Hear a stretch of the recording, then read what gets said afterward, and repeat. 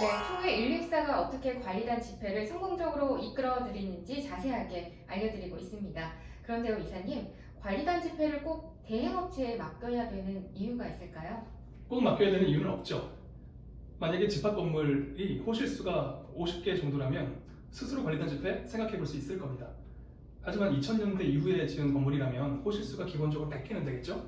그런 경우라면 총회 114 같은 집합 건물 대행 업체에 맡기시는 편을 권유드립니다. 만약에 호실수가 500개 이상이라면 님아, 그강을 건너지 마오. 제발 대행 업체에 맡기시기를 간곡히 간청드립니다. 간청까지 하시는 걸 보니 아마 어마어마한 고행길인가 본데요. 어떤 어려움이 있길래 그렇게 뜯어 말리시는지 설명해 주시겠어요? 말도 못하는 어려움이 있습니다. 모든 단계가 지뢰밭인데요. 권리 분석이 어렵고 소집 통지가 어렵고 동의 확보가 어렵고 집회 진행이 어렵고요. 선임 신고가 어렵습니다. 다 해냈다고 해도 시간 싸움, 의지 싸움에서 버텨내기는 여간 어려운 게 아닙니다. 권리 분석이 까다롭다는 건 지난 영상에서도 생생하게 보여주셨는데요. 소집 통지나 동의 확보는 왜 어려울까요? 예를 들어서 말씀드릴게요. 말씀드렸다시피 소집 통지는 구분 소유자 5분의 1 이상이 해야 됩니다. 100명이 주인이라면 20명의 구분 소유자를 확보해서 동의서를 받으면 되는 거죠. 그런데 이게 20명의 동의서를 받아서 소집 통지서에 적었다고 해서 다 끝나는 게 아닙니다. 101호 주인은 홍길동이라는 사실이 주민들 사이에서 널리 알려져 있습니다. 당연히 홍길동 씨한테 부탁을 했고 사인을 받았습니다. 소집 통지서에 적었어요. 하지만 실제로는 부부의 공동 소유로 되어 있는 호실이 대단히 많습니다. 이런 경우엔 부부 모두의 사인을 받지 않으면 온전한 한 표가 되지 않습니다. 이게 무슨 뜻이냐? 100명 중에 19명이 소집 동의를 해서 관리단 집회가 엎어진다는 뜻이 됩니다.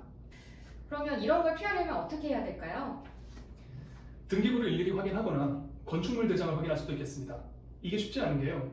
등기부는 한 호실을 확인하는데 700원의 수수료가 듭니다. 700원, 뭐 별거 아니죠? 하지만 100호실이라면 70만 원이고요.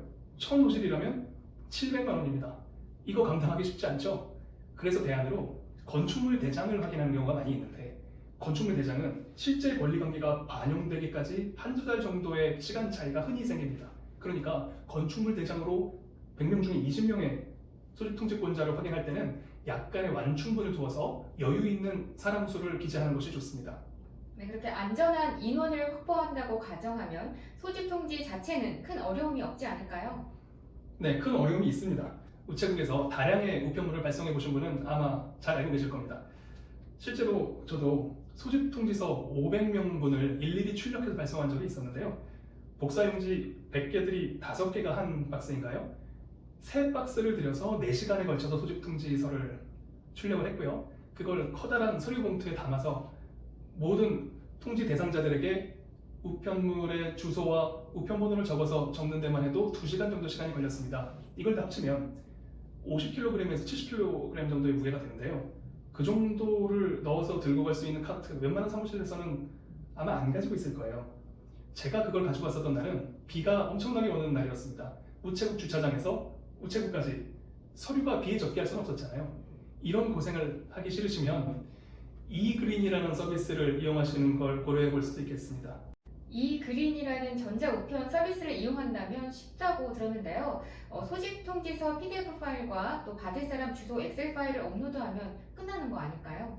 그렇게 생각할 수 있겠습니다. 하지만 우체국 전자우편 서비스를 만만하게 생각하시면 안 됩니다. 늘 쓰던 분들이 늘 쓰던 포맷으로 업로드를 해서 예약 발송을 올게 되면 실제로 3분 만에 끝날 수도 있어요. 하지만 평상시에 이그린을 사용하지 않던 분이 갑작스럽게 이그린을 사용하시다가는 예상 밖의 뜨거운 맛을 볼 수도 있습니다. 이그린 우편 서비스나 이메일이나 그 구조는 같은 거 아닐까요? 구조는 같죠. 하지만 시스템 안정성은 크게 다릅니다. 엄청나게 많은 시스템 버그가 숨어 있는데요. 마치 베타 테스트를 하는 것 같다는 느낌을 받으실지도 모르겠습니다. 예를 들어 볼게요. 함초롱 바탕, 맑은 코딩, 예쁜 글씨체는 쓰시면 안 됩니다. 최신 폰트는 업로드가 안 되는 경향이 있습니다. 또 있어요. 멋진 사진, 화려한 장표 안 됩니다. 사진 용량이 크거나 표가 글자처럼 취급으로 되어 있지 않으면 업로드가 안 되는 경향이 있습니다. 적절한 여백, 깔끔한 편집 위험합니다. 반드시 위쪽, 아래쪽, 왼쪽은 15의 여백을 둬야 되고요. 오른쪽은 5의 여백을 둬야 됩니다. 이거 오른쪽 너무 치우쳐서 이거 인쇄 사고 같은데? 라는 생각이 들으셨다면 그게 제대로 한 겁니다. 가운데 가지런히 맞춘 문서는 업로드가 안 되는 경향이 있습니다. 예를 더 들어드릴까요? 아니요, 충분합니다. 이사님 말씀 좀 간단하게 요약할 수 있을 것 같거든요. 간단히 요약 좋네요. 어떻게 요약할 수 있습니까? 이런 어려운 것들 하나하나 알면서 고생하지 마시고 총회 124에 전화하시면 됩니다. 바로 그겁니다. 관리단 집회를 준비하십니까? 고생하지 마시고 님아 그 강을 건너지 마. 집합 건물은 총회 124 집중사입니다.